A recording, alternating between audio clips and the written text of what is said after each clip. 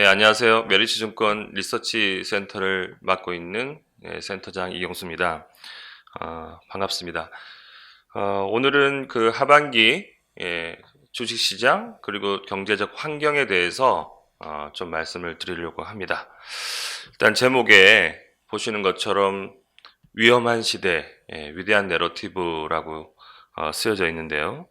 지금 굉장히 혼란스럽고 상황적으로는 매우 위험한 것 같은데 또 미래에 대한 기대치는 굉장히 높아져 있는 상태죠. 이런 혼란스러움을 약간 중의적으로 조금 표현하기 위해서 저희가 이런 제목을 좀 달아봤고요. 올해 하반기도 역시 이런 흐름에서 전체적인 자산 가격의 움직임이 나타나지 않겠나 싶습니다.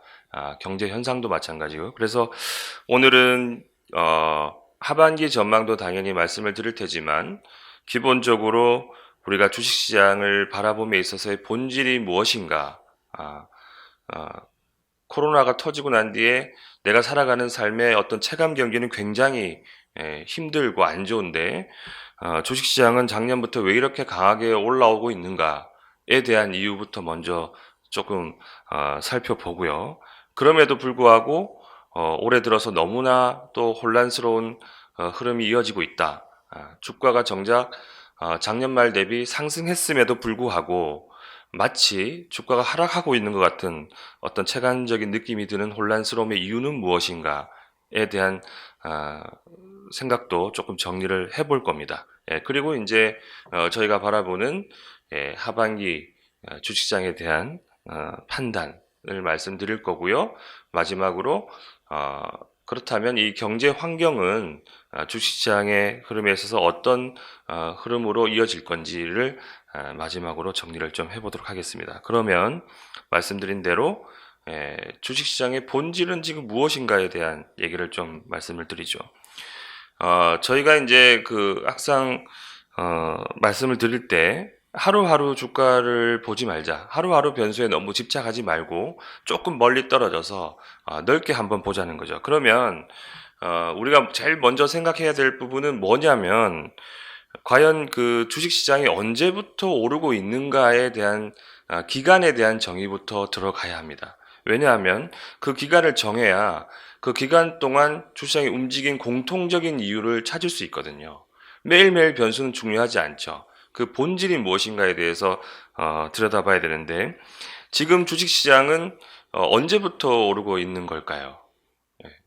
한국의 투자자들은 작년부터 코스피가 굉장히 많이 올랐죠. 그렇기 때문에 마치 작년부터 코비드19 이후부터 주식시장이 상승하고 있다 이렇게 느껴지고 있는데 사실은 이번 그 주식시장의 강세장은 미국 금융위기 이후죠. 2009년부터 올해까지 한 12년째 미국이 주도하는 강세장이 펼쳐지고 있고 작년부터 이제 한국 시장이 동참하기 시작을 했던 거죠. 그래서 이번에 그 주시장의 상승은 사실 11년째 오르고 있는 거고요. 그 11년째 오르고 있는 공통적인 이유를 찾아가야 하는 것입니다. 그래서 그 공통적인 이유가 어떤 새로운 변수가 나왔을 때 그 공통적인 이유를 훼손할 정도의 변수인가 아니면 그렇지 않고 일시적인 변수로 그 공통적인 이유는 계속 유지되고 있는가에 대한 판단을 할 수 있게 되는 것이죠. 만약에 그 공통적인 이유가 있다면 새로운 변수가 나와서 단기적으로 주가가 흔들릴 때는 당연히 투자 전략은 그 주가 하락을 이용해서 사야 되는 전략이 나오게 되는 거고요. 새로운 변수가 그 공통적인 이유를 훼손할 정도의 변수이거나 그 공통적인 이유가 사라지는 변수가 나오게 되면 그거는 이제 주식시장은 이제 주식 비중을 줄여 나가야 되는 투자 전략이 수립되게 되는 거죠. 그렇다면 그 공통적인 이유는 도대체 무엇일까라고 한번 생각을 해봅시다. 저희들이 판단할 때는 주가가 어느 한쪽 방향으로 계속해서 오르는 것, 그것을 이제 추세라고 하고, 그 이제 위쪽으로 오르게 되면 강세장이라고 하죠. 구조적인 추세적인 강세장 이렇게 정의하는데 그 강세장에 나타나는 공통적인 이유는 뭐냐면 우리의 일상생활이 완전히 바뀔 정도의 어떤 세상의 변화가 나올 때 추세적인 강세장이 펼쳐지더라는 거죠. 역사적으로도 이런 것들은 공통점을 찾아볼 수 있는데 저희가 이제 가깝게 근래는 1990년대 후반에 우리가 이른바 IT 버블이라고 하는 추세적인 강세장이 나왔었고요. 그리고 2000년 중반에는 이제 중국장이라고 하는 중국이 주도했던 추세적인 강세장이 나왔고, 그리고 이번에 이제 금융위 이후에 추세적인 강세장이 펼쳐지고 있습니다. 그런데 그런 그 강세장에 있어서도 조금 더 중요한 저희들이 찾는 개념은 뭐냐면, 그 세상의 변화가 어떤 연결이라는 개념을 가졌을 때는 훨씬 더 파워풀하고 길게 올라가고 높게 올라간다라는 거죠. 그 그림을 한번 살펴보도록 하겠습니다. 3페이지 왼쪽 그림을 보시면 어떤 연결이라는 개념에 나왔던 강세장은 크게 이번을 포함해서 한 3번 정도로 볼 수 있겠죠.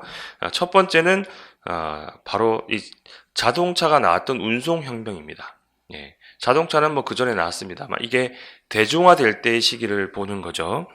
1900년 초반에는 이제 도로가 깔리기 시작을 했습니다. 도로가 깔리면서 이제 자동차가 본격적으로 대중화되기 시작했죠. 이것은 어떤 연결을 의미하냐면, 각각의 도시가 따로따로 자기의 어떤 집단 생활을 하다가 도로가 깔리면서 도시가 연결되고 자동차가 돌아다니면서 그 도시와의 연결된 시너지가 나오기 시작한 세상의 변화였죠. 앞서 말씀드린 대로 지금 자동차가 없는 세상을 상상할 수 있겠습니까? 없죠. 이 정도로 우리가 선택적 소비가 아니고 반드시 그렇게 살아갈 수밖에 없는 세상의 변화가 나오고, 그 세상의 변화가 어떤 연결이라는 개념을 가졌을 때는 굉장한 세상의 변화와 강세장이 펼쳐진다. 두 번째는 바로 이 PC가 대중화되고 그것이 PC와 연결되는 인터넷이 출현하면서 연결된 혁명이었죠. 이 혁명은 당연히 물리적으로 깔아야 되는 도로보다는 훨씬 더 빠른 속도로 연결이 되죠. 선과 선으로 PC가 연결되면서 세상이 변하기 시작을 했습니다. 지금도 역시 PC와 인터넷이 없는 세상을 상상하기는 어렵죠. 그래서 이때 인터넷 혁명은 자동차보다는 훨씬 빠른 속도로 넓게 연결이 됐기 때문에, 국가와 국가 간의 연결이 시작이 됐기 때문에 그때보다는 훨씬 더 많은 높은 강세장이 펼쳐졌습니다. 그럼 지금은 어떤 걸까요? 지금은 우리가 흔히 듣고 있는 이 플랫폼이라는 것을 통해서 선이 없는 모바일에, 그리고 PC와 PC뿐만이 아니라 모든 디바이스가 연결되고 있습니다. 훨씬 더 강력한 연결인 거죠. 그래서 저희들이 이제 초연결 사회라고도 표현을 하는데, 이 자동차와 도로와 그리고 선을 통한 인터넷보다는 훨씬 더 많은 디바이스에 훨씬 더 넓은 영역의 연결이 진행되고 있고 빠른 속도로 진행이 되고 있기 때문에, 아마도 큰 그림에서 본다면 이 운송혁명과 인터넷혁명보다는 앞으로 훨씬 더 높고 길게 강세장이 펼쳐질 수 있을 것이다 라고 추정해 볼 수 있겠죠. 그리고 또 의미 있는 것은 뭐냐면, 말씀드린 대로 이 물리적인 도로에 의한 자동차의 침투율이라고 하면은 그것을 쓰는 사용률이라고도 볼 수 있겠죠. 그 침투율의 속도가 점점 더 빨라지고 있죠. 스마트폰은 뭐 굉장히 빠른 속도로 대중화됐고요.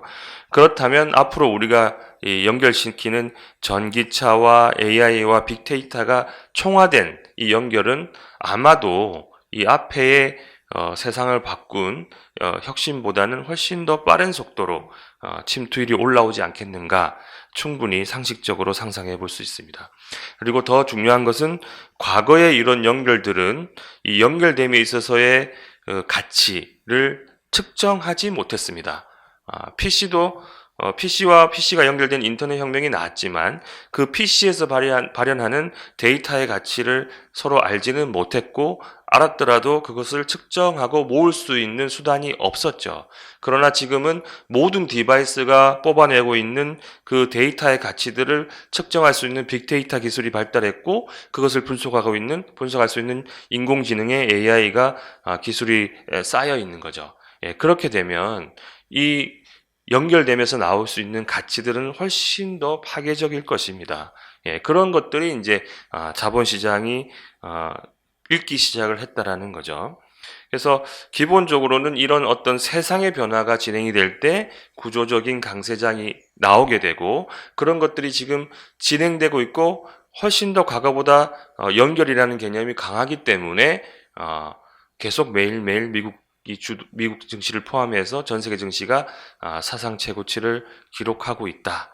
예. 사상 최고치는 사실 2013, 14년부터 미국 증시는 사상 최고치를 했지만, 그때도 투자자들은 너무 많이 오른 거 아니냐라고 했지만, 그 이후로도 역시 8년째 우리 오늘까지도 미국 증시는 사상 최고치라는 뉴스를 매일 아침 접하고 있는 거죠. 그런데 이제 작년에 큰 사건이 생겼죠. 이 팬데믹이라고 하는 코로나19가 발생하면서 초반에는 이것이 어떤 장기적인 경제 침체를 이끌어서 주식시장의 강세장이 종료되는 거 아니냐, 이런 얘기들이 굉장히 많았고 비관론적인 시각이 우세했죠.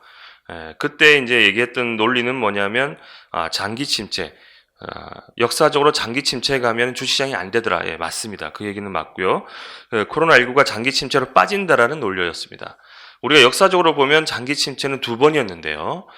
1920년대에 말비에 나왔던 이 대공황 43개월 동안 경기가 침체 국면에 진입을 했었고, 그리고 이제 우리가 기억하고 있는 2008년에 이 미국 금융위기 이후로 18개월간 경기가 침체 국면에 들어갔습니다. 이렇게 될 거라고 봤던 거죠. 근데 저희가 이제 주장했던 건 뭐냐면 그때와 지금이 다른 것은 이 코비드19를 일으킨 국가 내의 경제 주체, 가계, 기업, 정부 중에 누구의 잘못도 아니기 때문에, 특히 가계와 기업에서 일으킨 잘못이 아니기 때문에 정부 입장에서는 이들에 대해서 부채를 축소시키는 구조조정을 진행할 수가 없을 것이다. 예. 당장 금융위 때만 해도 금융기관이 모기지를 부풀리면서 잘못을 했기 때문에 금융기관은 일정 부분 파산을 시키고 구조조정에 들어갔습니다. 그러나 코비드19는 잘못된 주체가 없기 때문에 구조조정이 없는 것이죠. 그래서 저희들은 딜레버리징, 부채를 축소하는 흐름이 없을 거고, 그 부채는 정부가 떠안으면서 오히려 지원해 줄 거다라고 봤던 거죠. 그 부분이 대공황과 금융위기가 너무 명확하게 차이가 나기 때문에 경기 회복은 V자로 빠를 것이며 장기 침체에 빠지지 않을 거라는 얘기를 했는데, 실제로 이제 시간이 지나고 나서 우리는 그런 현상들을 맞이하고 있는 거죠. 그러니까 앞으로도 코비드19는 전체적인 이 추세적인 강세장을 깰 수 있을 만한 변수는 아닐 것이라고 보고 있습니다. 여전하고요. 그래서 저희들이 볼 때는, 그러면 이 기술 혁신의 단계가 어느 정도 됐느냐, 이게 공급 과잉이 나오면 장은 끝나게 됩니다. 예를 들어서 PC라고 보면요. IBM, 델, 애플이 PC를 만들었을 때는 몇백만 원을 했죠. 근데 우리나라에 들어와서 삼보 컴퓨터가 20-30만 원에 PC를 살 수 있게 만들어주면 이미 그것은 공급 과잉이 되고 기업의 마진율은 급격히 악화되는 것입니다. 그 전에 시장은 이미 강세장을 종료하기 시작하는 거죠. 그래서 이게 굉장히 대중화되고 그것이 돈이 된다고 생각했을 때 기업들이 너도 나도 그것을 만들기 시작하면 공급 과잉이 발생하고 시장은 끝나게 되는 겁니다. 그럼 지금은 어느 정도 수준이냐? 우리가 이제 가장 앞으로 눈앞에 변하고 있고 변할 것이라고 생각하는 것이 전기차죠. 근데 전기차가 이제 모든 기업들이 만들기 시작을 하고 내놓고 있습니다만, 그 침투율조차 올해 6% 정도 수준밖에 안 됩니다. 아무리 늘어나도. 근데 저희가 이제 대중화로 보이는 포인트를 측정하고 있는데, 그게 이제 캐즘이라는 틈이라는 용어를 사용해서 말씀드리고 있는데, 일반적으로 어떤 새로운 기술 혁신이 나오고 그것이 대중화를 넘으려고 하는 그 벽이 침투율이 10에서 한 15% 정도의 사이 기간으로 판단을 하고 있습니다. 그런데 이제 가장 우리가 맞이하고 있는 기술 혁신 중에 하나인 전기차조차도 6% 수준밖에 안 되기 때문에 앞으로 이 대중화는 그 가야 할 길만 남겨놓고 있다. 물론 이게 대중화가 안 된다면 강세장은 조기에 종료되겠죠. 그러나 여러분들은 어떻게 생각하시나요? 앞으로 전기차 시대가 오지 않을 것이다. 인공지능이나 빅데이터 시대가 오지 않을 것이다.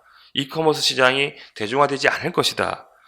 자율주행차 시대가 오지 않을 거다라고 생각하신다면 주식을 들고 갈 이유가 전혀 없습니다. 그러나 거기에 동의하고 그 시대가 올 거라고 판단한다면 이 대중화를 앞둔 직전에 주식시장의 강세장이 종료될 것이라고 판단하는 것은 굉장히 오히려 위험한 생각이 될 수 있다. 이렇게 판단하기 때문에 저희들은 시장에서 뭐 강세론의 입장에 가장 앞서 있는 하우스이긴 합니다만 여전히 시장은 이 세상의 변화에 따른 강세장의 여력이 남아있고 앞으로도 계속 장기적으로는 펼쳐질 것이다. 이렇게 판단을 하고 있습니다. 이 시각을 일단 이게 이제 기본적으로 추세적인 강세장이 펼쳐지고 있는 본질이라고 보는 거죠.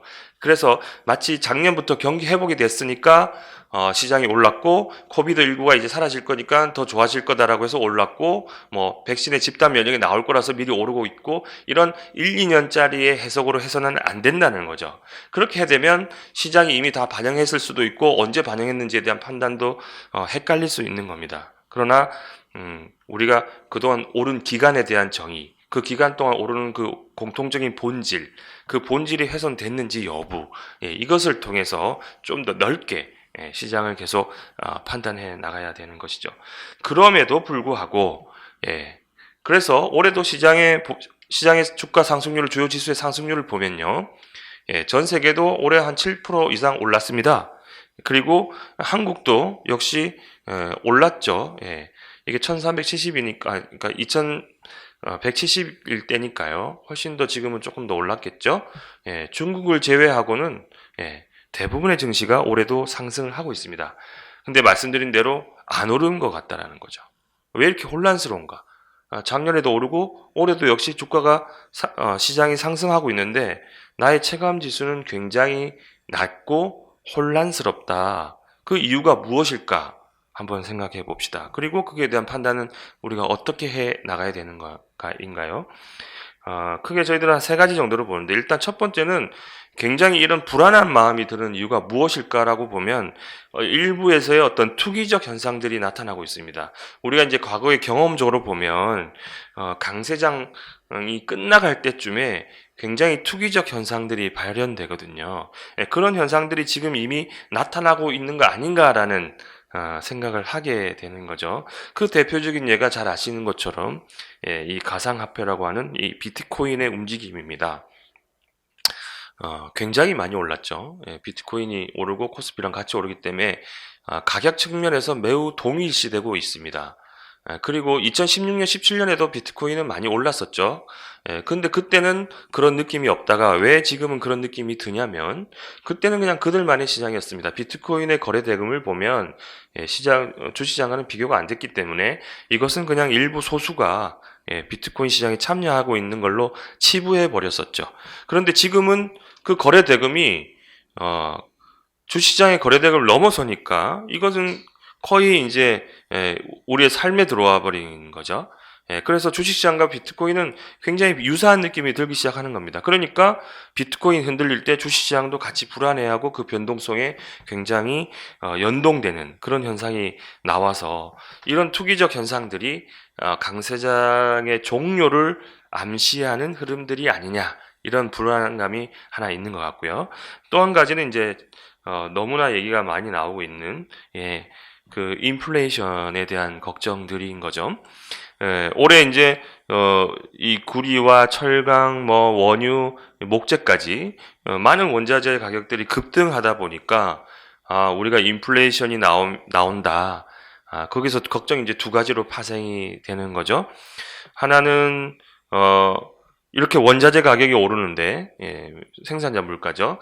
근데 소비자 물가는 그만큼 못 오르면 기업의 마진이 안 좋아서 앞으로 기업 이익들이 굉장히 좋을 거라고 애널리스트들이 예상을 하는데 기업의 마진이 악화되면서 그 예상치가 벗어나고 그렇게 되면 주시장은 미리 빠지는 거 아니냐 이런 걱정이 하나 있고요. 또 한 가지는 이렇게 인플레이션이 오면 우리가 그동안 유동성을 많이 풀어줬던 이 완화적인 통화 정책이 급격히 긴축으로 바뀌면서 금리가 올라가게 되고 유동성이 흡수되면서 시장은 이제 마감한다. 이런 걱정도 하나 있죠. 그리고 이제 뭐 또 추가하자면 경제적으로는 인플레이션이 오면은 사람들은 이제 소득이 제한된 상태에서 물가가 오르니까 소비를 멈출 거고 기업들은 조금 더 비싼 가격에 생산해서 팔기 위해서 생산도 멈추면서 전체적인 경제 흐름이 깨지면서 스태그플레이션, 물가는 오르고 경기는 안 좋아지는 굉장히 최악의 상황이 나온 거 아니냐는 우려까지도 나오고 있는 것 같습니다. 이 각각에 대해서 뒤에 저희들의 판단을 말씀을 드리죠. 예, 또 한 가지는 이제 마지막으로 스타일이 바뀌었죠. 예, 작년까지만 해도 우리가 이제 말씀드린 그런 기술 혁신을 주도했던 성장주, 2차 전지, 바이오, 반도체, 뭐 전기차 이런 것들이 주도했다가 갑자기 올해 이 경기 민감주가 포함되어 있는 가치주가 급등하면서 내가 가지고 있는 주식이 안 오르고 가지고 있지 않은 주식이 오르는데 나는 변화하지 않은 거죠. 그래서 이 가치주의 강세가 되면 시장은 크게 레벨업이 못 된다. 이 성장주가 종료한 거 아니냐. 성장주의 상승세가 종료하게 되면 결국 시장은 재미없을 건데 더 걱정되는 건 뭐냐면 한 100년의 역사의 성장주와 가치주의 상대 강도를 그려봤더니 가치주가 역사적인 그 부진, 상대적 부진에서 이제 반등을 하고 있기 때문에 올해 들고 나타나고 있는 이 가치주의 강세가 지속적으로 진행될 것 같다. 그렇게 되면 이제 시장이 한계가 있을 거다라고 이제 걱정을 하고 매우 혼란스러운 것입니다. 이 각각에 대해서 우리가 한번 해석을 해보죠. 이제 일단 첫 번째로 말씀드렸던 투기적 현상. 이 투기적 현상이 나오고 있는 것은 사실이죠. 그러면 이게 정말로 주식시장에까지 영향을 미치고 전체적인 위험자산의 심리를 흔들면서 시장이 끝날 것이냐에 대한 판단을 해야 되는데, 과거에 이제 투기적 현상들이 여러 번 있었죠. 이게 다 열거하기는 어렵습니다만, 우리가 이제 가장 이해가 잘 안 가기 때문에 상징적으로 떠올리는 우리 역사적인 첫 번째 버블을 이제 네덜란드의 튤립 버블을 많이 얘기를 하고요. 그 사이에 이제 우리가 자산시장이 형성됐을 때는 일본의 부동산도 있었고, IT 버블 때 미국의 나스닥도 있었고요. 그리고 금융위기가 터지기 전에 미국의 주택 버블도 있었죠. 이런 것들의 투기적 현상을 보면서 이것들이 끝날 때 다 사회적 현상을 미쳤기 때문에 걱정을 할 수 있지만 사실은 디테일하게 좀 분석을 해야 됩니다. 이 튤립은 사실은 가상거래였던 거죠. 지금의 가상화폐와 비슷한 겁니다. 튤립의 뿌리에 대한 선물 옵션 거래를 하면서 그 꽃이 어떻게 피어날지 모르지만 일단 기대치에 의해서 마치 복권처럼 사는 가상 거래였고, 그것이 꽃이 자기가 값을 비싸게 받을 수 있는 황제 튤립 같은 것들이 나오지 않았을 때 폭락하게 되고, 이 폭락은 다시 투기가 올라가는 만큼 빠른 속도로 꺼지게 되죠. 일종의 현재의 내재 가치를 따지기 어려운 가상 거래였다라는 겁니다. 이것도 이게 마치 이제 비트코인과 유사하기 때문에 저희가 이제 이 투기적 현상을 하나 말씀드리고요. 반대로 일본의 부동산이나 미국의 나스닥이나 미국의 주택들은 실체가 있는 거죠. 실물이 있는 것입니다. 그 실물에 대한 과한 쏠림 때문에 투기가 나온 거죠. 이 두 개, 현물이 있는 것과 현물이 없는 것, 이것의 거래는 좀 구분해야 되지 않느냐라는 거죠. 왜냐하면 그거에 대한 시장의 규모가 다르기 때문입니다. 과거에 일본의 부동산을 보면 전체에 돈이 풀려있는 유동성의 500% 가까운 돈들이 그쪽으로 쏠렸고요. 그 규모도 경제가 감당할 수 있는 GDP 대비 5배나 커진 그런 굉장히 어마어마한 버블이 형성됐었죠. 그리고 미국의 IT 버블 때 미국의 나스닥조차도 전체 돈의 4배에 가까운 돈이 그쪽에 들어가 있었고, 크기도 미국 GDP의 2배 가까이 형성돼 있었습니다. 그러니 이게 이제 투기적 현상이 끝나게 되면 이것은 굉장한 경제적 파급을 일으키게 되는 거죠. 그리고 주식시장도 당연히 같이 무너졌겠죠. 근데 지금 우리가 대표적으로 보고 있는 이 투기적 현상의 비트코인을 보면 이 가상화폐는 지금 2.3조 달러의 시가총액밖에 되지 않습니다. 그러니까 이건 전체 미국에 풀려나 있는, 엄청나게 풀려있는 유동성의 한 12% 정도만 들어가 있고, GDP의 10% 수준만 형성돼 있죠. 그러니까 이것도 역시 규모 면에서 보면 그냥 그들만의 시장이 아직까지 유지되고 있는데, 회전율이 굉장히 높다 보니까 거래 대금은 많은 거죠. 근데 거래 대금과 그 전체 시장의 규모를 착각해서는 안 된다는 거죠. 그래서 만약에 저는 가상화폐에 대한 전문가가 아니기 때문에 잘 모르겠습니다만은, 이 가상화폐 가격이 앞으로 폭락을 해서 굉장히 심리를 흔들더라도 전체적인 경제적 파급 영향은 과거의 실물이 움직여서 형성된 투기하고는 다르게 크게 파장을 미치지 않을 것이다. 이렇게 판단을 하고 있고요. 앞으로의 대책도 정부의 대책들도 마련되어 갈 것이라고 봅니다. 그래서 너무 이 어떤 투기적 현상에 대한 걱정을 할 필요는 없다. 비트코인이 설령 폭락할지라도 주시장에 연동돼서 빠지지는 않을 것이고 지금 그 변동성에 대한 그냥 어떤 그 일시적인 어떤 심리적 불안 이렇게 판단하고 있습니다. 이 비트코인의 거래 대금에 대해서 너무 많은 의미를 부여할 필요는 없다라는 거죠. 실제로 보면 과거의 대공황 때에 이 미국 장의 버블이 끝날 때 같이 신용 스프레드도 움직입니다. 글로벌 금융위기 때도 마찬가지죠. 신용 스프레드가 굉장히 악화됩니다. 이건 전체적인 사회적 경제적 기반이 흔들리고 있다는 얘기죠. 근데 앞서 이제 2017년에 비트코인이 급등을 했다가 59%도 빠졌고 52%도 고점 대비 빠졌는데 신용 스프레드의 움직임이 전혀 없어요. 지금도 고점 대비 한 30-40% 빠졌는데도 움직이지 않죠. 이것은 아까 말씀드린 대로 이 가상자산의 전체적인 규모가 아직 전체적인 경제적 파장을 일으킬 정도의 사이즈가 아니기 때문에 전혀 영향이 없는 겁니다. 실물 경제에. 그래서 결론 지으면 투기적 현상이 굉장히 심리적으로 불안하게 만들고 있으나 지금 현재의 투기적 대상은 가상에 있는 현실 자산이기 때문에 현물과는 거리가 있고 현물에서 형성된 버블이 아니면 전체적인 경제적 파장은 미미할 것이다. 이것은 주요 변수가 아닐 거다. 이렇게 보는 거죠. 두 번째는 이제 굉장히 많은 얘기 나오고 있는 아까 이제 인플레이션의 현상 그리고 거기에 대한 세 가지 우려 이건데요. 일단 한번 보시죠. 왜 이런 현상이 나왔는지부터 이해를 좀 해야 판단이 가능할 것 같습니다. 일단 경기가 회복이 됐죠. 중간 그림 보시면 신규 주문이 이렇게 들어오면서 코비드19에 위축되었던 이 제조업 경기가 회복되면서 신규 주문이 많이 들어왔습니다.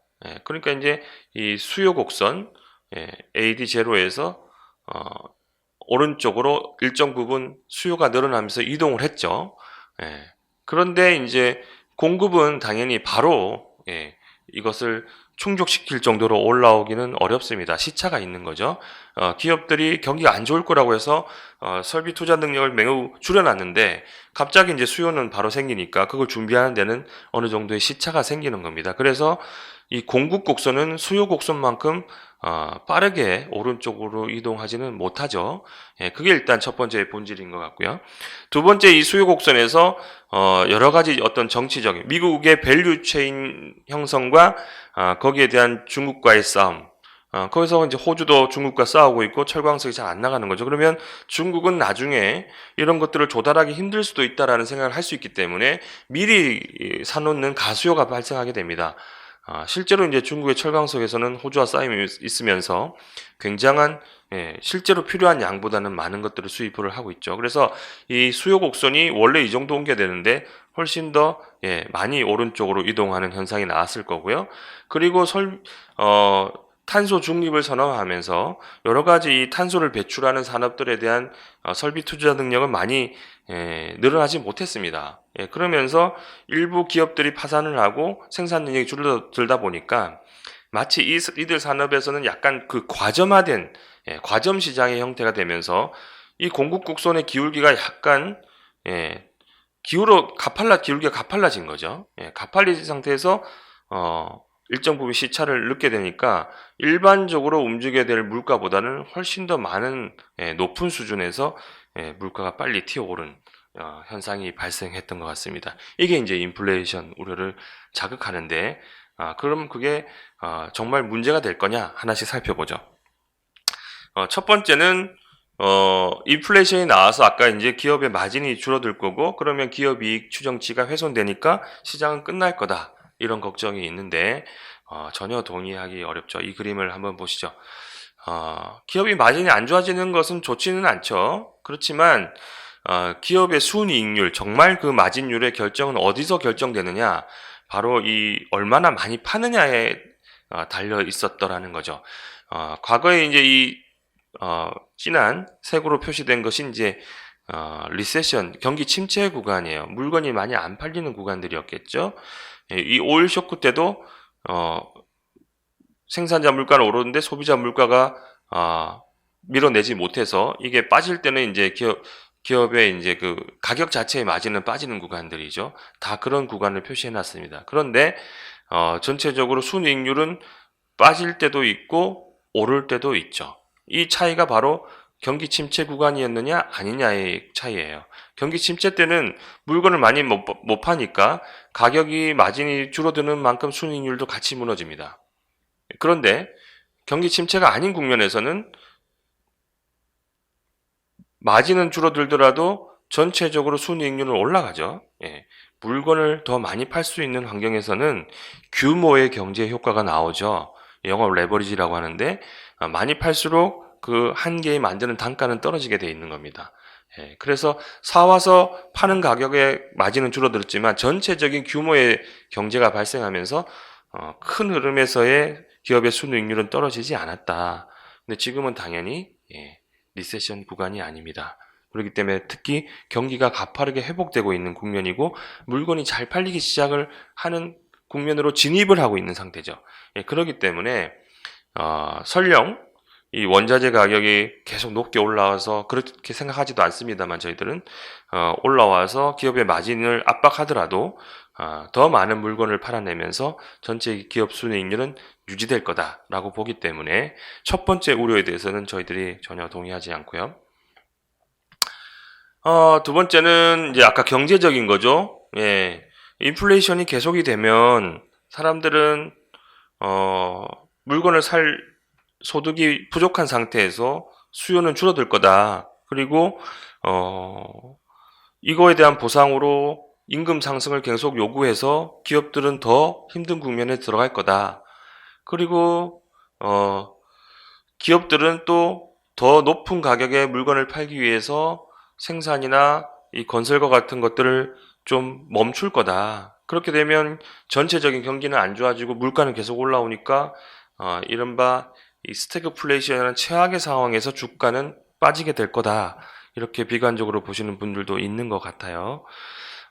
그런데 저희들이 이제 생각할 때는 뭐냐면 일단 이렇게 그 인플레이션이 올라왔던 수요를 이끌었던 것은 이제 미국의 재정 정책을 엄청나게 써서 부양책이 나왔죠. 1.9조 달 부양책이 나와서 수요가 이제 가계 보조금으로 급격히 늘어났는데요. 이거는 좀 다르게 봐야 됩니다. 왜냐하면 이 1.9조 달러는 직접적으로 소비를 할 수 있는 그 지원금이었어요. 그래서 바로 수요로 나오게 됐죠. 그러나 앞으로 펼칠 이 바이든의 부양책 규모인 4조 달러가 넘는 금액들은 주로 이제 인프라, 교육, 의료에 들어가는 겁니다. 이게 바로 소비로 쓸 수 있는 것들이 아니고요. 또 한 가지는 이 8년과 10년에 걸쳐서 펼쳐질 거기 때문에 우리가 앞서 봐서 지원했던 그 즉각적인 어떤 지원, 이 펼쳐지는 상황이 아닙니다. 그래서 너무 1.9조 달러 풀어서 이 정도인데 4조 달러 이상 풀면 훨씬 더 강한 수요가 들어와서 인플레이션이 되는 거 아니야? 이렇게 걱정을 하고 있습니다만 사실은 내용이 너무 다르다. 그리고 매우 길게 지원될 거기 때문에 이 효과는 점점 수요는 줄어들게 되고요. 그리고 임금은, 그리고 이제 기업들은 공급 지원의 형태가 없어요. 이 인플레이션이 그렇게 만들 거라고 보지만 생산이나 건설에 있어서의 이 공급을 시키고 있는 흐름이 나오고 있지 않습니다. 실제로. 이거는 이제 잘못된 우려고요. 이제 마지막으로 임금을 요구할 거다라는 건데 사실 임금과 이 물가의 관계는 많이 깨진 지 오래입니다. 왜냐하면 구조적인 부분인데요. 저희가 말씀드린 게 이제 필립스 곡선이 대표적인데 필립스 곡선의 의미는 뭐냐면 X축의 실업률이죠. 그러니까 실업률이 줄어들면 사람들이 점점 고용되면 임금이 올라가서 물가도 같이 올라간다. 그래서 이렇게 형성되는 게 정상적인 우리가 이론적으로 배웠던 필립스 곡선인데 2012년부터 점을 월별로 쭉 찍어 보니까 이게 굉장히 옆으로 누웠다라는 거예요. 그러니까 실업률이 줄어들도 물가가 많이 안 오르네. 아까 그 그림이 깨진 겁니다. 왜냐하면 저희가 점점 노동이 필요 없는 사회로 가고 있기 때문에요. 그러니까 회사의 어떤 그 실질적으로 들어가는 비용의 구성에 있어서 노동의 인건비에 차지하는 기여도가 떨어지고 있는 겁니다. 실제로 노동의 투입량보다 기업들의 산출량이 훨씬 더 많이 나오죠. 이것은 노동의 기여도가 떨어지고 있는 것을 대표적으로 보여주고 있습니다. 쉽게 생각하면 아마존 생각할 수 있죠. 과거에 아마존이 없었던 이커머스가 없었던 시기를 떠올려 보면 공장에 물건을 만들고 그걸 이제 도매상이 떼가죠. 마진을 붙이고요. 다시 또 마진을 붙여서 소매상이 떼갑니다. 그거에 또 마진을 붙여서 우리가 이제 물건을 슈퍼마켓 가서 사게 되는 거죠. 이 각각의 사람들이 노동을 하고 그 노동에 대한 대가로 마진을 붙여서 물건값이 이제 나오게 되는데, 지금 아마존이 나오고 난 뒤로는 물건을 만든 기업에서 바로 소비자로 다이렉트로 무점포 판매로 가고 있죠. 이 중간의 마진들이 다 사라지게 되는 겁니다. 그러니까 당연히 물가는 낮추게 되는 압력을 받게 되는 거죠. 그렇기 때문에 사람들이 비숙련 노동공이 뭐 취업을 많이 된다 하더라도 전체적인 그 소비자 물가에 전가되는 가격에는 이제 그 영향력이 상당히 줄어들었다. 그래서 뒤에 뭐 임금이 올라가지 않을 거란 그림을 좀 더 보여드리겠습니다만은 임금 상승 요구가 있더라도 소비자 물가 그렇게 급격하게 올라가지 않을 거라는 거죠. 그리고 이제 마지막으로 한번 그리고 또 한 가지 판단할 게 뭐냐면, 그래도 불구하고 원자재 가격이 계속 너무 많이 올라가면은 그거는 인플레이션이 나오는 걸 막을 수 없는 거 아니야? 그런 얘기도 있죠. 근데 저희들이 한번 보시죠. 원자재 슈퍼 사이클이라고 하는데, 그게 나오게 되면 문제가 되겠죠. 그러나 그게 나올 가능성은 굉장히 낮다고 봅니다. 과거에 이제 원자재 슈퍼 사이클이 나왔던 시기는 크게 세 번인데요. 1910년대에 한 번 있었고요. 그리고 1930, 40년대에 한 번 있었고, 그리고 이제 90년대에 한 번 있었고, 지금 이제 그런 게 또 나오나 이렇게 걱정을 하고 있는데요. 이때 공통점 뭐냐면, 굉장히 세계 경제의 중심이 되는 국가의 이 산업화 근대화가 되는 시기에 나왔던 겁니다. 굉장한 수요가 있었겠죠. 미국이 산업화되고 일본이 근대화되고 중국이 도시화되면서 나온 수요에 의해서만 슈퍼 사이클이 형성됐다라는 겁니다. 지금 그런 모습이 어디에 있을까요? 없습니다. 그러니까 아주 굉장히 구조적인 어떤 변화가 나와야 원자재가 슈퍼 사이클로 가는 것이지, 그런 것이 없이 단순히 지금 가격이 올라서 슈퍼 사이클이 갈 거다라고 걱정하는 것은 매우 위험한 생각이고요. 저희들이 볼 때는 굉장히 그 병목적인 일시적인 현상이다라고 생각을 하고, 연준이 판단하는 것과 저희들이 생각의 궤를 같이 하고 있습니다. 잘 판단하고 있다라고 보는데, 그냥 경기가 코비드19 이후에 빠르게 V자로 회복했는데 설비 가동률이 못 따라가면서 배송 시간이 지연되고 컨테이너도 부족하고 이렇게 어떤 병목적인 현상이 나오다 보니까 일시적으로 물가가 확 튀었다. 아까 이제 설명을 드렸죠.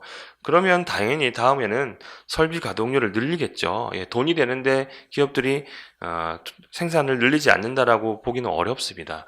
그래서 그러면 언제 이게 이제 그런 우려가 좀 끝날 거냐라고 보면, 일반적으로 원자재가 부족해서 쇼티지가 나와서 정상적으로 가동률이 올라오는 데까지는 평균 한 10개월이 걸립니다. 그러니까 이제 지금 우리가 그 원자재 부족을 겪고 있는 시기가 작년 11월부터 시작이 됐거든요.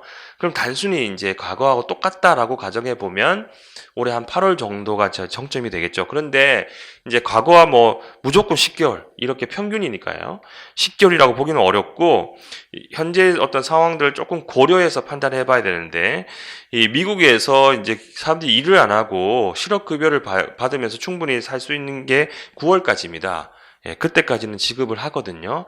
이제 이게 종료되면은 노동시장으로 이제 들어오겠죠. 일을 하기 위해서 들어오기 때문에 과거보다는 이제 이 노동이 들어오고 설비 투자가 가동이 되면서 정상화되는 시기가 조금은 좀 지연될 수 있죠.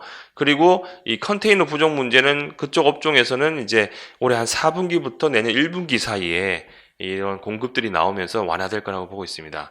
그리고 이제 미국의 정책 부양 효과가 내년 상반기까지는 이제 이어지거든요.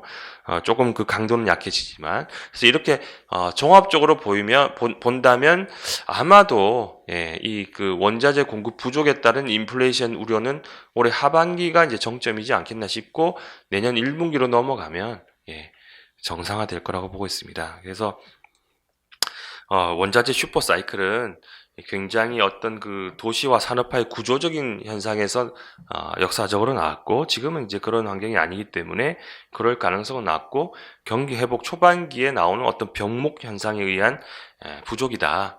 그렇게 보면 내년 1분기부터는 정상화되지 않겠나. 올해 하반기 정도에만 조금 더 얘기가 나올 것 같네요. 예, 그래서 전체적으로 이제 계속 그 인플레이션 얘기가 워낙 많이 나와서 이 부분에서 집중적으로 저희가 말씀을 드리고 있는데요. 그렇게 되면 이제 그 원자재 공급 부족 문제도 올해 하반기를 정점을 치고 이제 안정화될 거고, 그리고 이제 전체적인 그 물가의 흐름이 그러면 어떻게 될 거냐? 이걸 이제 판단하는 이유는 뭐냐면 미국의 통화 정책 우려와 이제 연결될 수 있는 거죠. 그래서 이제 그 마지막으로 말씀드리기 위해서 하는 건데, 최근에 이제 미국 물가가 4.2%, 뭐, 오늘도 좀 많이 났습니다만, 굉장히 위협적인 숫자로 나오면서 인플레이션 우려가 이제 현실화 됐죠. 이렇게 되면 이제 마지막 우려, 인플레이션 압력이 나오면 연준도 어쩔 수 없이 통화 정책을 변화를 해야 된다. 테이퍼링이 나올 거고, 그 뒤에 금리 인상을 할 거다. 그렇게 되면 우리가 유동성 때문에 시장이 올랐는데 그 환경이 바뀌니까 시장은 끝날 거다. 이런 걱정들을 하고 있죠. 근데 지금 올라오고 있는 물가도 원자재와 마찬가지로 한번 내용을 뜯어봅시다. 4월 달에 많이 올랐던 것들은 이제 중고차 많이 들으셨겠지만 숙박, 항공료 이게 뭔가요? 이게 이제 그 코비드19에 대한 그 락다운이 약간 해제되면서 사람들이 돌아다니는 거죠. 여행을 가기 위해서 필요한 것들이에요. 근데 이게 계속되나요? 이미 이제 시작이 됐는데, 이거는 하여튼 근본적인 경기의 회복에 의한 물가 수요가 아닙니다. 이걸 빼면은 2%밖에 안 돼요. 4%가 아니라. 그래서 굉장히 그 일시적인 소비에 의한 물가가, 일시적으로 나온 거죠. 그리고, 그래서 보면은, 그리고 임금에 대한 압력이 있을 거다라고 하는데, 아까 말씀드린 대로 좀 더 자세히 설명드리면, 이 비숙련 비중, 그러니까 사실 그 월급을 많이 안 줘도 쓸 수 있는 사람들의 업종의 고용이 많이 줄었었거든요. 이게 이제 9월 달에 실업수당이 끝나면 많이 복귀할 겁니다. 근데 이 사람들이 전체 임금의 상승에 차지하는 비중이 높지가 않아요. 그래서 이 사람들이 취업을 해서 그렇게 임금을 많이 요구할 수 있는 수준도 아니고, 또 공급이 이제 취업을 하기 시작하면 공급이 늘어나면, 노동의 공급이 늘어나면 임금 상승 압력은 좀 낮아지겠죠. 그래서 임금 상승에 의한 물가 압력도 그렇게 높지 않다. 그렇게 보면 전체적으로 하반기에 가장 핵심이 될 미국의 통화 정책에 대해서 이제 한번 살펴보면요. 이제 테이퍼링이 이제 순위를 한번 보면, 테이퍼링, 그러니까 미국이 지금 채권을 계속 사주면서 돈을 풀고 있는 양을 조금씩 줄여 나간다. 이게 이제 테이퍼링이라고 하죠. 이 테이퍼링이란 단어만 나오면 사람들이 경기를 일으키는 것이 뭐냐면, 2013년에 버냉키가 테이퍼링 합니다라고 의회에 증언을 하면서 주가가 급락했던 국면이 있거든요. 그 트라우마가 있는 겁니다. 그게 또 발생하지 않을까라는 걱정을 매우 많이 하고 있죠. 근데 그때랑 상황은 지금 좀 달라요. 그때는 이 커뮤니케이션 실력이 굉장히 부족했습니다. 갑자기 테이퍼링 얘기를 했는데요. 근데 사실 테이퍼링 때문에 빠진 건 아니고 주가는 빠졌습니다만, 그 핵심은 유럽에서는 오히려 완화적인 정책을 펼치고 있었어요. 그러니까 유럽은 통화적인 완화 정책을 더 펼친다고 하고, 미국은 테이퍼링을 갑자기 언급하니까 거기서 나왔던 현상이 뭐였을까요? 달러의 강세였습니다. 그 달러가 강세가 나오면서 이머징 원자재 가격, 주가 다 엄청난 급락 국면이 한번 나왔던 거죠. 그리고 정작 테이퍼링 시작을 했을 때는 뭐 그렇게 흔들림이 없었어요. 한번 보시죠. 2013년에 테이퍼링 얘기가 나오고 유럽은 완화적인 정책을 예고하니까 달러가 강세로 가면서 미국 증시도 폭락하고 신흥시장의 위험을 지표로 삼는 스프레드도 굉장히 많이 올라갔죠. 그런데 정작 테이퍼링을 시작했던 2014년 1월에는 그런 움직임들이 없습니다. 매우 다 안정화됐었죠. 예, 그러니까 충분히 할 거라고 생각하지 못했던 시점에서 버냉키가 의외의 증언을 하고 유럽이 다른 정책의 방향을 펼치면서 달러가 강세로 갔고 거기에 대한 어떤 쇼크적인 반응이 있었고 정작 테이퍼링을 실시할 때는 다시 안정화된 흐름으로 흘렀다. 그러면 지금 우리가 하반기 중에 아마 테이퍼링 얘기가 나올 텐데요. 테이퍼링 얘기가 나올 텐데 이 그림보다는 이 그림 테이퍼링 얘기가 나올 텐데요. 저희들이 볼 때는 9월 정도 8월 말 잭슨홀에서 9월 FOMC 정도의 테이퍼링 언급이 있습니다만 이미 테이퍼링을 지금 얘기하고 있잖아요. 충분히 소통을 하기 시작을 했다는 거죠. 그때 깜짝 발언한 거하고는 질적으로 다르죠. 시장이 충분히 테이퍼링을 마음에 두면서 가고 있기 때문에 9월달, 8월 말 잭슨홀 등에서 테이퍼링 얘기가 나오더라도 그렇게 몇 달 동안의 충격으로 가지는 않을 거라는 거죠. 물론 며칠 동안의 반응은 있겠지만 그 뒤에 안정화된다는 그림이 나온다면 그 충격은 매수할 기회를 주는 것이죠. 그래서 그렇게 판단하는 게 좋고 또 금리 인상에 대해서도 저희들이 판단할 때는 물가 흐름이 말씀드린 대로 일시적인 기조적인 효과가 올라오는 거기 때문에 점차 안정화될 것이다. 그러면 연준이 기본적으로 2%에 한참 머무고 있고 2% 조금 넘어서 이 대칭적으로 비대칭적으로 봤던 물가가 대칭적으로 봤을 때 평균이 2% 정도 되면 금리를 올릴 거다라고 얘기하니까 저희들은 이 평균이 그럼 언제 형성될 거냐 2023년 정도에 가야 이제 평균 2% 정도에 들어오니까 금리를 좀 올려도 되겠다라고 판단할 것 같은 거예요. 그러면 아마도 지금은 연준이 2024년 전에는 절대 금리를 올리지 않을 거다라고 얘기하지만 그것보다는 좀 빠를 것 같고요. 2023년 하반기 정도에 들어가면 금리 인상이 들어올 수 있는데 반대로 얘기하면 그 전까지는 전혀 금리 인상을 얘기할 필요가 없다. 그 전에 테이퍼링도 9월달, 8, 9월달에 언급은 될 수 있으나 지금부터 소통을 하고 있고 내년부터 시행을 하더라도 2014년의 사례를 봤을 때는 정작 큰 움직임은 없을 거기 때문에 인플레이션과 미국의 통화 정책을 너무 시장의 추세를 꺾는 위험 요인으로 볼 필요는 없다라고 판단을 하고 있습니다.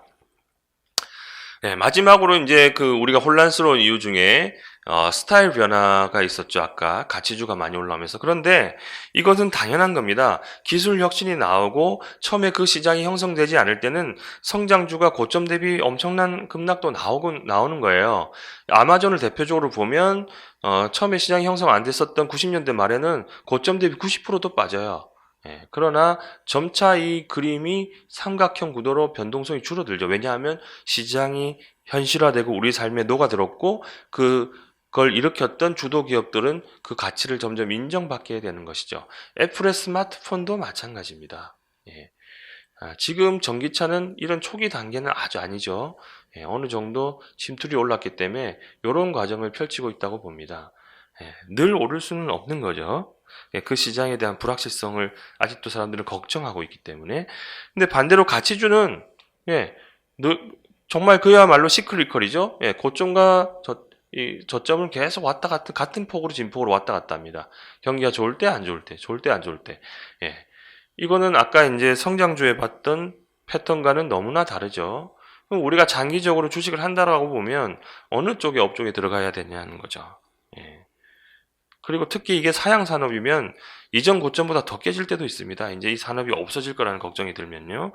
그래서 기본적으로 가치주와 성장주의 진폭의 크기, 모양새는 다르고 기술이 이제 침투율이 가면서 그 변동폭은 점점 줄어들 거다. 그래서 이게 기조적으로 가치주가 올라오는 그림이 아니다.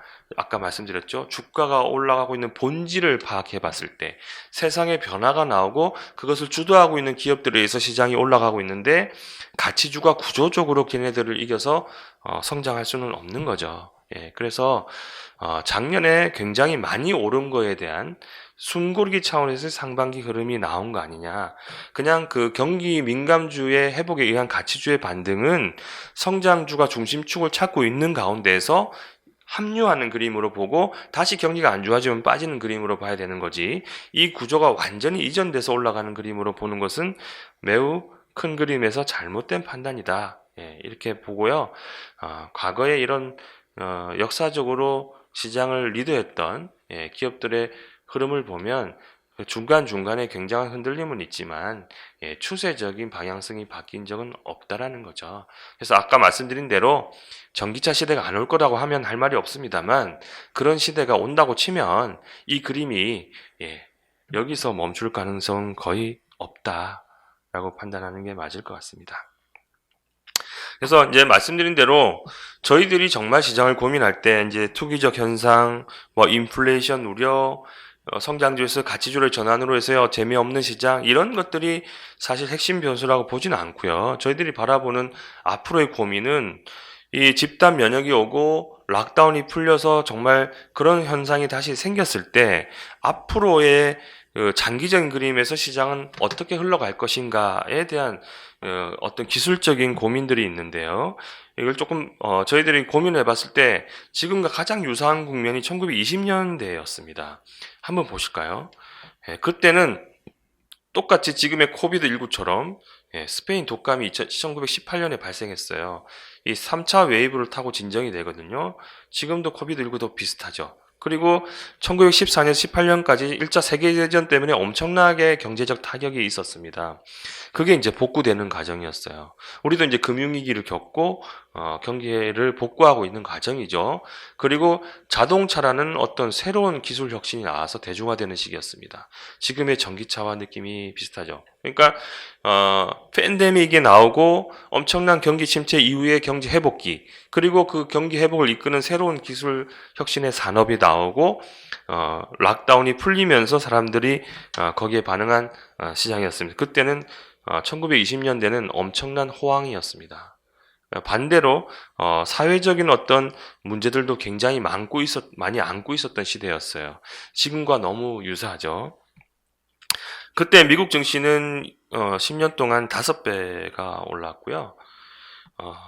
그리고 자동차뿐만 아니라 라디오라는 어떤 그 IT의 혁신들이 나왔었고, 자동차가 나오다 보니까 석탄에서 석유로, 원유로 바뀌는 에너지원이 바뀌었죠. 지금도 이제 탄소 중립을 얘기하는 것과 거의 유사하죠. 탄소를 배출하는 원유나 석탄보다는 신재생 에너지의 욕구가 커지고 있는 것. 그리고 그때의 중심 산업이었던 1차 산업이 급격히 후퇴하는 그림을 보입니다. 그리고 그때의 신산업이라고 했던 2차 산업이 중심이 되는 거죠. 지금이 이제 마치 지금 제조업이라고 하는 2차 산업이 1차 산업과 같은 느낌을 주고 있고, 그때의 새로운 산업이라고 했던 2차 산업이 이제 4차 산업 혁명으로 대체되는 오버랩이 나오고 있는 거죠. 그리고 또 한 가지는 문화적으로도 굉장히 혼란스러웠는데 새로운 어떤 그 현상들이 많이 나오게 되고요. 사실 유럽이 주도했던 시대에서 이제 미국이 자동차라는 어떤 산업의 성장을 통해서 팍스 아메리카의 서막을 알렸고 미국 문화가 많이 급진적으로 됩니다. 당연히 투자 강풍도 있었는데요. 저희들이 이제 그 찾는 인사이트만 한번 좀 보시죠. 그때의 공통점이 찾을 수 있는 건 뭐냐면, 그때 1920년대도 그 기술 혁신을 일으켰던 업종들은 계속해서 장기적으로 주도했다라는 겁니다. 중간중간에 부침이 있어. 이 당시에도 이 빠질 때는 굉장히 커 보였겠지만 결국은 다 장기적인 강세장을 이끈 주도주였다라는 거죠. 반대로 그때 쇠퇴하고 있었던 종이, 목재, 섬유, 해운과 같은 1차 산업에 가까운 산업들은 중간중간에 반등이 있을지라도 구조적으로는 다 후퇴하면서 주식이 잘 되지 않았다는 겁니다. 지금 성장주에 대한 고민을 하실 때 이 그림을 반드시 참고하셔야 될 것 같고요. 물론 거기 가는 과정에서의 혼란스러움은 있고요. 또 한 가지 특징은 아까 사회적으로 굉장히 혼란스러웠다고 했는데요. 그때 이제 로스트 제너레이션이라고 하는 세대가 있었습니다. 그러니까 1890년에서 1900년 사이에 태어난 사람들이 1920년대 20, 30대가 됐는데 얘네들은 열심히 살았지만 자기들이 가져갈 수 있는 건 없었죠. 예, 마치 지금 밀레니얼 세대랑 좀 비슷한데요. 지금 밀레니얼 세대의 인구 분포가 우리 베이비 부모 세대와 거의 유사합니다. 인구 비중은 굉장히 높아졌는데 전체 가계자산액에서 밀레니얼 세대는 3%밖에 안 돼요. 굉장히 사회적 불만이 나올 수 있는 거죠. 그래서 이제 투기적 현상들도 나오고 있는 건데요. 그때랑 이것도 매우 유사하죠.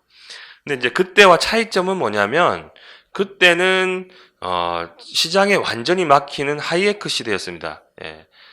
시장 자유시장 경제주의고요. 지금은 이제 정부가 어느 정도 컨트롤해야 하는 케인지언의 큰 정부 시대죠.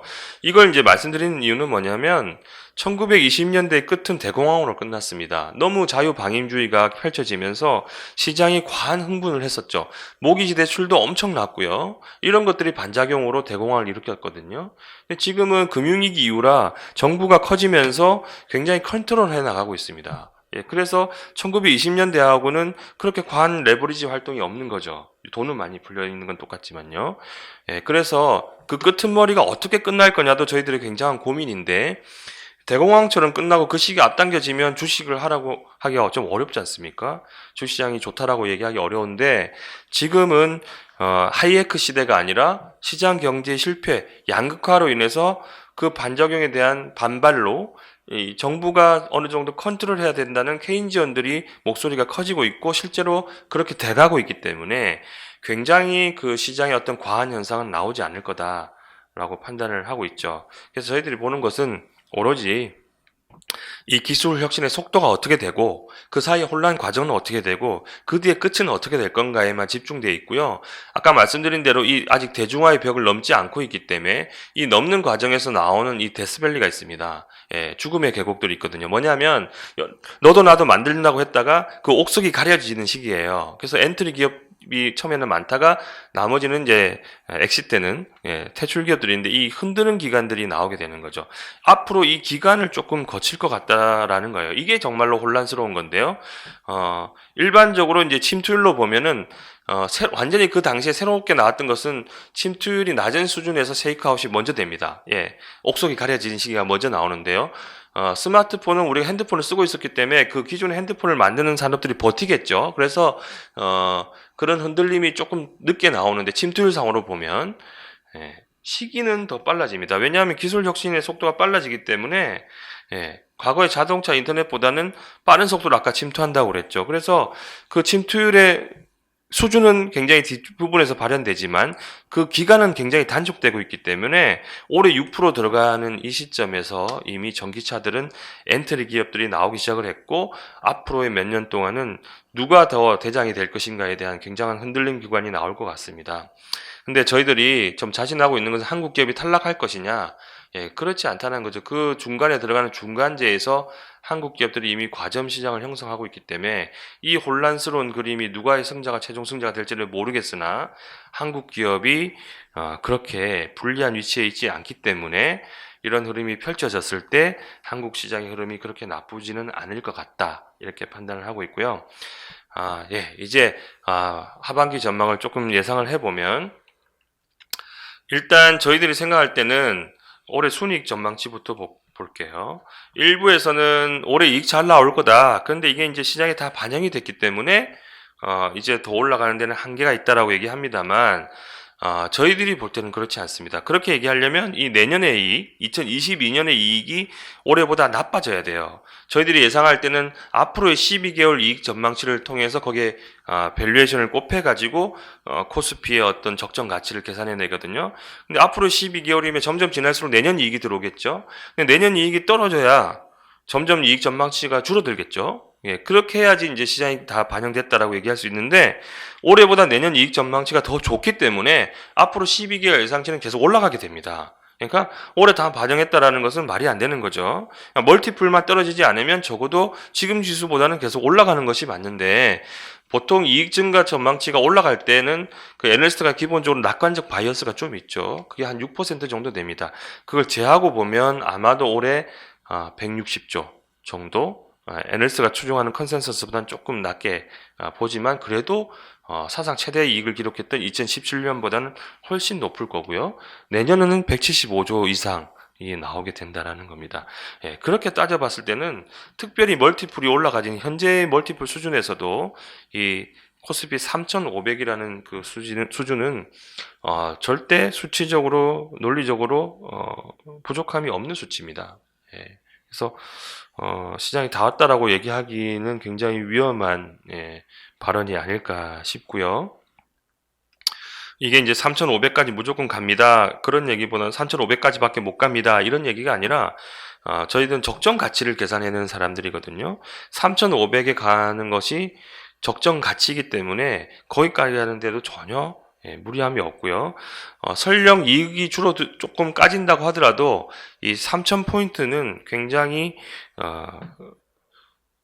살만한 가격대입니다. 그래서 만약에 어떤 변수로 인해서 뭐 예를 들어서 테이퍼링이 나와서 뭐 단기에 조금 흔들리고 막 급락을 한다면 그때는 코스피가 3,000 언더에 가면 그 저평가되어 있다는 판단을 충분히 할 수 있을 것입니다.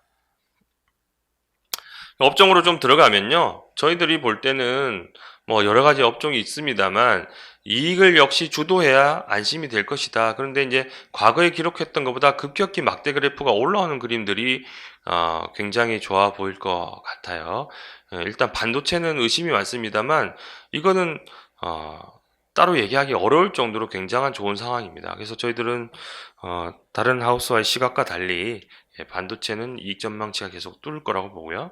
여기 또 막대 그래프가 올라오는 것들이 건설이 있고 화장품의 막대 그래프가 내후년까지 계속 좋아지죠. 이런 업종들이 좋은데 조금 더 살펴보면요. 저희가 어떤 업종을 좀 좋게 보느냐라고 보면 일단 주가 측면에서만 보면요. 앞으로의 그 이익, 최대 영업이익치가 과거의 최대 이익을 기록했던 이 수준보다 높은 거가 이제 이거는 뭐 1.5배 이상 되는 선을 중심으로 잡았죠. 그런데 주가는 과거에 높았던 주가 수준 정도밖에 안 되는 거, 그게 100입니다. 그보다 아래에 있는 거. 앞으로의 이익은 역대급으로 사상 최대 이익을 기록했던 것보다 더 높게 나올 건데 주가는 그 수준의 아래에 있는 것들이 싸 보이겠죠. 그게 이제 아까 말씀드린 반도체, 뭐 삼성전기, LG노트에 보이는 IT 하드웨어, 화장품, 의류, 건설 이렇게 보고요. 이건 너무 후지다. 주가만 보면 밸류에이션을 보자. 적정 가치의 밸류에이션은 어떠냐라고 보면 이건 역시 앞으로의 성장성, 영업이익이 계속 높아질 건데 밸류에이션은 오히려 PER은 더 낮아져 있어요. 20% 이상 할인돼 있는 80% 수준이 안 된다는 거죠. 밸류에이션이요. 이익을 고려한 주가 수준. 그게 이제 반도체와 가전이 들어가 있습니다. 그러니까 저희 종합해 보면 반도체, IT 하드웨어, 건설, 화장품, 의류 이런 것들이 굉장히 이익은 좋아지는데 주가나 밸류에이션이 싸 보일 것이다. 이렇게 판단하고 하반기에 한번 눈여겨보시죠. 마지막으로 이제 짧게 말씀드리면 이렇게 시장의 흐름이 갈 거라고 보는데 경제가 안 좋아져서 망치지는 않을까? 경제 환경은 어떤데? 라고 보면 나쁘지 않습니다. 내년까지는요. 전 세계의 GDP 상승률은 내년도 4% 중후반 정도를 보고 올해 이제 뭐 한국은행이 이제 4% 이상 봅니다만 그것도 올라갈 수 있겠죠. 저희들은 아직 여전히 3.7%인데 나쁘지 않고요. 내년에도 3%에 근접한 상황이 나올 거라고 보고 전체적으로는 아무래도 선진국의 흐름이 올해 하반기까지는 좀 더 좋지 않겠나 보고 저희들이 이제 주목해서 보는 건 뭐냐면요. 설비 투자 사이클인데 이 설비 투자 사이클은 아까 말씀드린 대로 배송 시간이 오래 걸리는데 오래 걸린다는 건 적체돼 있다라는 거기 때문에 당연히 돈이 되니까 설비 투자는 늘어나게 됩니다. 그런데 이게 일시적인 거 아니라 설비 투자는 굉장히 좀 긴 사이클을 가지고 있다라는 거예요. 쇼티지가 났을 때, 그러니까 시차도 있는 거죠. 늘리는데 그게 이제 세 번인데요. 95년과 99년. 그리고 중국이 들어왔던 2003년과 2006년, 그리고 이 앞에 경기 좋았을 때 2016년과 18년인데 다 이렇게 고원을 그려요. 그러니까 길게 느껴요. 3, 4년 정도 설비 투자 사이클이 한번 시작이 되면 이어진다라는 거죠. 이게 이제 작년에 4분기부터 설비 투자 사이클이 올라오기 시작을 했거든요. 그러면 앞으로 한 3, 4년 정도는 이거 이렇게 계속해서 설비 투자 사이클이 공급이 늘어나기 때문에 수출 중심에 있는 우리 입장에서는 전혀 나쁜 경제 환경이 아닙니다. 예, 그래서 자본재 수입을 많이 하고 거기에 납품하고 있는 국가들의 흐름은 나쁘지 않을 거예요. 뭐 대만도 들어가겠죠. 반도체가 있으니까요. 그래서 저희들이 볼 때는 전체적인 경제 환경도 주식시장의 어떤 추세적인 강세장을 흐트릴 정도의 환경이 아니고 내년까지 그리고 그 중심에 설비 투자 사이클이 올라오는 것이 굉장히 인상적일 거기 때문에 수출을 중심으로 하는 우리나라의 경제 상황도 결코 나쁘지 않을 거다 이렇게 판단을 하고 있습니다. 나머지 이제 경제 이슈는 아까 주식시장을 설명을 드릴 때 대체로 다 말씀드렸습니다. 제일 관심 있는 이슈들, 인플레이션이 지속될 거냐, 그리고 원자재의 슈퍼 사이클이 올 것이냐, 예, 이런 얘기들, 미국의 통화 정책이 급격히 변화할 것이냐, 유동성이 회수될 것이냐, 예, 이런 그 주요 이슈에 대해서 저희들의 생각을 잘 정리를 해봤습니다.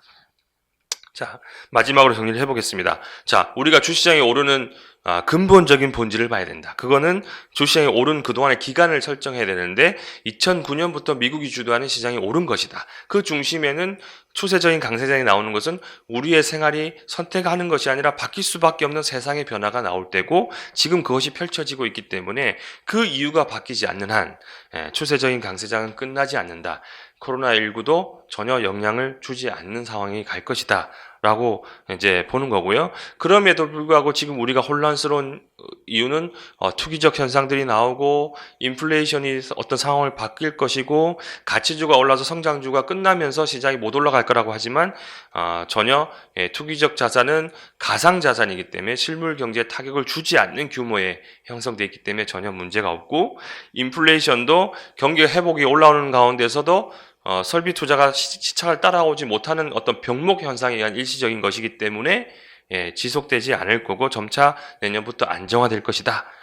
원자재 슈퍼 사이클도 공급이 점차 늘어나면서 내년 1분기부터는 안정화될 것이다. 그러면 전체적인 인플레이션 흐름은 올해 하반기 정도에 지금 시점 정도가 정점이고 그 이율은 떨어져서 2023년 정도 가야 미국의 물가 기준으로 평균 2% 정도를 맞출 거기 때문에 그 전까지는 미국의 통화 정책이 그 통화 정책에 대해서 그렇게 우려할 필요가 없다. 올해 하반기 중에 테이퍼링 얘기가 나오겠지만 충분히 소통하고 있고 실제로 정작 2014년의 사례를 봤을 때 테이퍼링 시행되더라도 전체적인 흐름은 안정화될 거고 2013년과 다른 것은 유럽과 미국의 통화정책의 방향이 반대였기 때문에 달러 강세가 나와서 그렇다.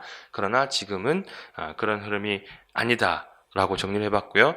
하반기에는 앞으로의 이익, 내년까지 이익 수준을 봤을 때는 코스피가 3,500 정도까지 적정 가치를 가는 데서는 전혀 무리함이 없고 그 이익을 주도하는 업종, 반도체, 건설, 화장품, 섬유 이런 쪽에서의 흐름이 굉장히 좋지 않겠는가 이렇게 판단을 하고 있고 전체적인 경제 흐름도 내년까지는 크게 회복기에 무리가 없고 특히 설비 투자 사이클이 3, 4년 동안 그리게 되는데 작년 4분기부터 시작이 됐기 때문에 그 수출을 중심으로 하는 우리나라의 경기 환경도 계속해서 괜찮을 것이다. 이렇게 정리를 해볼 수 있겠네요. 시간이 조금 긴 시간을 말씀을 드렸습니다만 워낙 최근에 이슈가 많고 중요하기 때문에 조금 자세히 설명을 드렸고요. 하반기에도 좋은 투자 환경에서 건승하시길 바랍니다. 감사합니다.